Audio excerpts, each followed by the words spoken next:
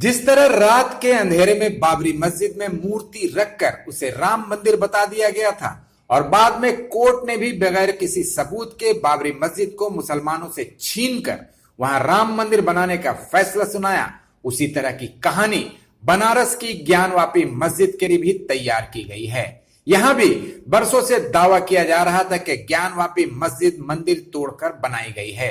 बाबरी मस्जिद का फैसला आने के बाद इनके हौसले बुलंद हो गए हैं। यहां भी दुनिया को दिखाने के लिए अदालत में मामला दायर किया गया। अदालत ने आनन फानन में मस्जिद का सर्वे और वीडियोग्राफी कराने का हुक्म दे दिया। सर्वे नहीं करवाने के मुसलमानों के हर अनुरोध और विरोध को अदालत ने खारिज कर दिया। शनिवार को घंटों चले सर्वे और वीडियोग्राफी में कुछ भी नहीं मिला तो अचानक रविवार को यह अफवाह फैला दी गई कि ज्ञानवापी मस्जिद के वजूखाने में एक शिवलिंग मिला है। हिंदू पक्ष के इस ऐलान के बाद बीजेपी का दूसरा पक्ष गोदी मीडिया सक्रिय हो गया और बाबा मिल गए की रट लगाने लगा। बाबरी मस्जिद के मामले में जिस तरह से अदालतों का रोल एक तरफा और पक्षपातपूर्ण था, वैसा ही ज्ञानवापी मस्जिद में भी देखने को मिल रहा है।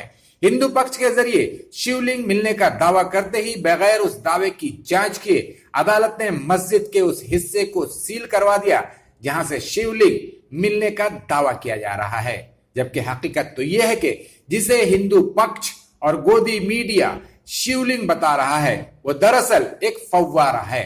ये फव्वारा वजू खाने में लगा हुआ है जिसके पानी से ही मुसलमान मस्जिद में नमाज पढ़ने के लिए वजू करते हैं। इस वजू खाने की सफाई का एक पुराना वीडियो सोशल मीडिया पर वायरल हो रहा है जिसमें वो फव्वारा साफ दिखाई दे रहा है जिससे हिंदू पक्ष शिवलिंग बता रहा है।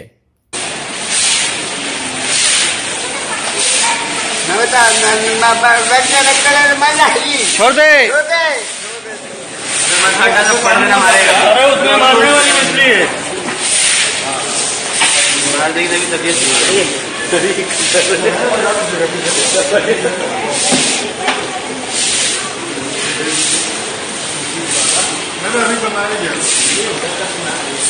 अभी जब नीचे से दीजिए अभी जब नीचे से दीजिए गंगा से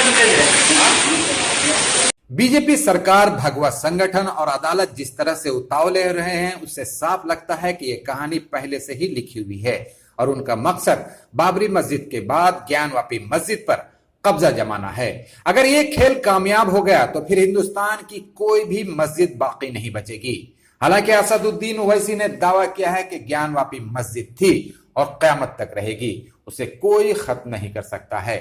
मुसलमान भी इस बार बाबरी मस्जिद वाली गलती दोहराने के लिए तैयार नहीं हैं। ज्ञानवापी मस्जिद की अंजुमन इंतजामिया कमेटी के संयुक्त सचिव एसएम यासीन ने मस्जिद से शिवलिंग पाए जाने की बात को बेबुनियाद करार दिया है। उन्होंने कहा है कि बेहद अफसोस की बात है कि हिंदू पक्ष मस्जिद के वजूखाने में लगे एक फव्वारे को शिवलिंग बता रहा है। जी, वादी पक्ष का जिस तरह कहना है कि मस्जिद में शिवलिंग पाया गया है, बिल्कुल गलत है। मस्जिद में कोई शिवलिंग नहीं पाया गया है। मस्जिद में जहाँ वज़ूखाना है उसमें फव्वारा है और वो सिर्फ फव्वारा है और शिवलिंग में कोई छेद नहीं होता। फव्वारे में छेद होता है बीच में पानी निकलने के लिए। ये साबित है कि उसमें छेद है और सिर्फ फव्वारा है और उसे मिसगाइड किया जा रहा है और शिवलिंग कह करके सबको गुमराह किया जा रहा है। वादीगढ़ का ये कथन पूरी तरह गलत है। सोचने वाली बात यह है कि अगर हिंदू पक्ष के इस दावे को सही भी मान लेते हैं कि मुगल बादशाह औरंगजेब ने मंदिर को तोड़कर ज्ञानवापी मस्जिद बनाई थी, तो सवाल यह उठता है कि औरंगजेब ने शिवलिंग को क्यों नहीं तोड़ा? क्या औरंगजेब ने शिवलिंग भाजपा वालों के लिए सही सलामत रखा था ताकि नरेंद्र मोदी को इसे मुद्दा बनाकर सदियों बाद चुनाव जीतने में कोई दिक्कत ना हो? सच्चाई यह है कि यह पूरी कहानी बीजेपी और आरएसएस की लिखी हुई है। मोदी सरकार की नाकामियों और बढ़ती महंगाई व बेरोजगारी से लोगों का ध्यान भटकाने के लिए कभी ताजमहल को शिव मंदिर बताया जा रहा है तो कभी हिजाब और हलाल का मुद्दा उठाया जा रहा है। पर अब तो पानी सर से ऊंचा होने लगा है क्योंकि अब तो सीधे अदालत की आड़ लेकर एक और मस्जिद पर कब्जा करने की साजिश रची जा रही है।